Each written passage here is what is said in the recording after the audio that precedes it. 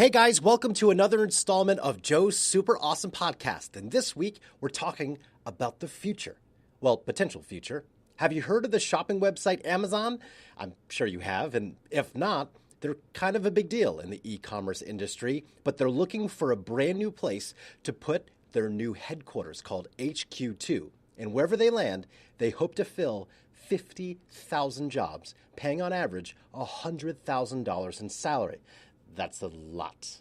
Well, one of the places who put their hat in the race to get HQ2 is the entire region we live in right now, the upstate of South Carolina. And we talked to one of the main people who helped make this proposal possible, John Lummis, the president and CEO of the Upstate South Carolina Alliance. And he told us some of the incredible things that would happen if Amazon's CEO, Jeff Bezos, planned to build his second home along the 85 corridor. So here he is from his really nice office on Verde Boulevard in Greenville, John Lummis.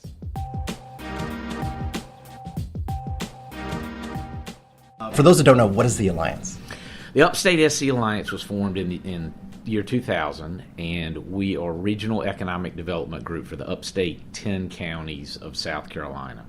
So we basically span from Oconee County to Cherokee County, and then down in around it. It includes Anderson, Greenville, Spartanburg, and the surrounding counties. Yeah. So we go out and try to market the upstate region for new business. We try to find businesses that would want to relocate here, and we also try to grow the region from within to make us a more prosperous economy and a better place for business to locate. Was that kind of a difficult thing to do? When you first started? There are 8 regional alliances in the state of South Carolina, and we were probably the 4th that emerged. It was, I wouldn't say it was difficult. It was just a new concept that hadn't been done before, but it makes a lot of sense because as you look at the country, regions that have 1 million or more people that can be identified do a lot better in recruiting new companies into their areas because they can actually market themselves as a true region. And that has a lot to do with being able to show what your workforce is and what your assets are. Right, and I'm sure, it seems like in this area, since I moved here 8 years ago, and before that, too, there's been a lot of wins for the upstate in regards to business. There have been. The automotive sector has continued to do very well with BMW doing continuous expansions and then suppliers coming in. But numerous companies have done expansions. Michelin has continued to grow. And then we've had a number of new, very large companies that have come in manufacturing and distribution across the board. Yeah, what are the positives that you pitch to a business to come here to the upstate? Not being a business person myself, I can think of all the advantages. Well, I would say, number one, we're a very internationally focused region. We have about 500 international companies that are located in the upstate. And a lot of that's automotive, but there are a lot of others. So that's great because, number one, international companies want to come here, but it also connects us better to the world. And we're really a global leader now in attracting what we call foreign direct investment, which are companies coming in from outside the country into here. So that would be one. I think the fact that our government and business work very well together, and that helps us in recruiting new business. Our governor's office, our Department of Commerce, to our local levels really work well together because we're still a small state. We have 4.7 million people, but we're still a small, very well-connected state, and that helps us. Our low unionization rate is a big thing. We have the lowest unionization rate as a state of any state in the country, about 2%. And that's very attractive to companies looking both from the United States and internationally because they don't want to have to work with a union in their work environment, and we're a right-to-work state. Mm-hmm. I think that our energy costs are low in comparison to other areas of the U.S. and in the world. I think that definitely helps us. And then lastly, we are a manufacturing region. We make things. So the way we sell ourselves is we have all these innovative manufacturing companies that have been successful here, and we can sell it and say, hey, BMW's been successful, Michelin's been successful, this smaller company's been successful, come and you can be successful too. Yeah. And lastly, our workforce. And our workforce training system through our technical colleges, through our Ready SC program, and through our apprenticeship Carolina program are just at the very top in the country for what companies need in coming in. Because the number one issue or question that every company that's serious about coming to South Carolina and the upstate is how can I get my workforce? And we have a really good solution to that. And so I was on the internet just looking at stuff, and then I saw this hashtag that was getting popular, Amazon HQ2. And I never heard of it. So I clicked on it, was reading more information about how they're looking for a new headquarters, and they were looking for a specific amount of land, a specific amount of people. And I'm like, geez, the upstate hits all of those check marks. And then we did some digging that the Alliance was part of trying to get HQ2 here, and you made a pitch and a proposal. Right. Because it seems to make a lot of sense for something that big to move here, doesn't it?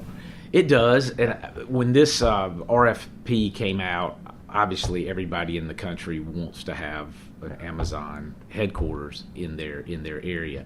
Right. So we started looking at that to make the decision if we were going to try to be one of the groups in the mix. And it was a no-brainer for me. Yes, we want Amazon HQ here.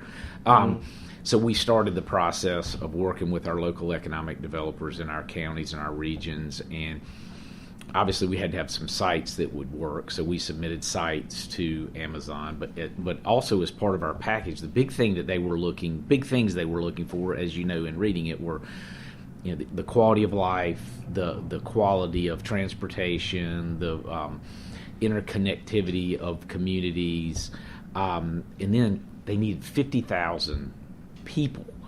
So as we started looking at this, we knew that we had to represent ourselves as a region that could get 50,000 people that would be qualified to work for Amazon in the region. So we came up with a concept called Charlanta, and that term has been used for years, but and we said that we're at the center of Charlanta, and that message was that you can think about the upstate as a group of 10 counties, but from a workforce perspective and from a world-class business destination perspective, we can show that we're right in the center of this incredible growing region. I mean, the Charlotte to Atlanta area is the fourth largest or fourth fastest growing region economically in the country. So we felt that we could market ourselves for a project of that immense size by utilizing our neighbors. Yeah, and just going on the 85, you can see all the tractor trailers that are here, all the business that is using those highways as well. So, but can you say what some of those locations you pitched for?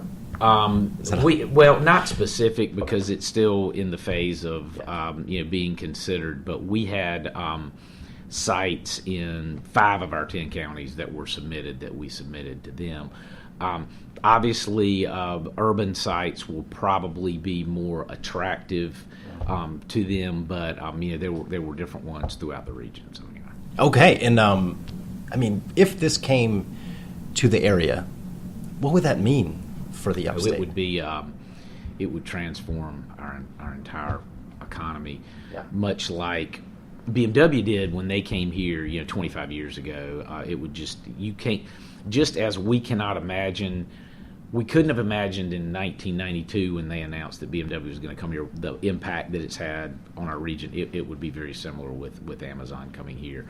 And one of the things that would put us on the map even more than we already are is, wow, why was the upstate of South Carolina chosen for this great project? Obviously, there's something really good going on there. It would put us on the map. Yes, so. Indeed. I mean, I was looking at BMW, and they have about 9,000 employees, which is an incredible number. Right. But to have 50,000 employees, it's crazy to think. It would be a big changer for the region. But anyway, we put our name in the hat along with 250 plus other communities, and we'll see what happens. But I think we put together a very good proposal. We really showcased the great assets that we have here in the upstate, and I think just showing all of the other companies that have chosen to come here, I think that's a good message for Amazon to look at. Awesome. And how often do you work with other businesses that are thinking of putting a new site in places? I mean, this pitch to HQ2 for Amazon, Is this a new thing, or how often do you send No, pitches we're out doing to this all businesses? the time. Oh, This is what we do. So what we try to do, our process is Yeah. we try to locate companies through many different ways that may have an interest in looking at the upstate of South Carolina, through contacts with real estate folks, site consultants. We do a lot of research on companies, but that's what our mission is to go out of our region and try to find companies that would want to move here. So it was. It was a little bit of a different process for us because Amazon made this so public. I mean, everybody knew about it, so it wasn't like it was a confidential project. But it gave us the opportunity to go out to a lot of our regional partners and get this information together. And even if we don't get Amazon to decide to locate here, it was a great process for us to go through for future projects that we're going to be looking at. So I think it was a very positive process. and how do you feel about the upstate and the future of it and its economy? Oh, I'm from the upstate. I grew up in Anderson. I still live in Anderson. And I believe in the upstate and what we've got going on here. And we are going to, there's going to be growth. We're going to have economic growth. We're going to have population growth. Just because of our position in the eastern seaboard, we're halfway between Miami and New York. We're halfway between Charlotte and Atlanta. We're on this I-85 corridor. We're connected to a port. We have so many things. And our quality of life. You go to our cities. If you go to Spartanburg and Greenville and Anderson and Greenwood, they're great places to live. Yeah. So I think that our growth is going to be whatever we want to make it. That is amazing. Anything else you want to add that I didn't ask you? No, I just appreciate your wanting to talk with us, and I think that what we're trying to do is grow our region, and that's what we try to do every day, is to find companies and to make our region a better place for business, which hopefully impacts people's lives, because if somebody has a job, it's good. Amen. There's still a slight chance that we could get HQ2, but it's not for certain by any means. However, just want to thank John so much for his time on this episode of Joe's Super Awesome Podcast. And be sure to stay tuned for our next episode that should be launching next week. And make sure you subscribe to us on iTunes, on Stitcher, on Google Play if you have a Droid device. And of course, listen to us on foxcarolina.com.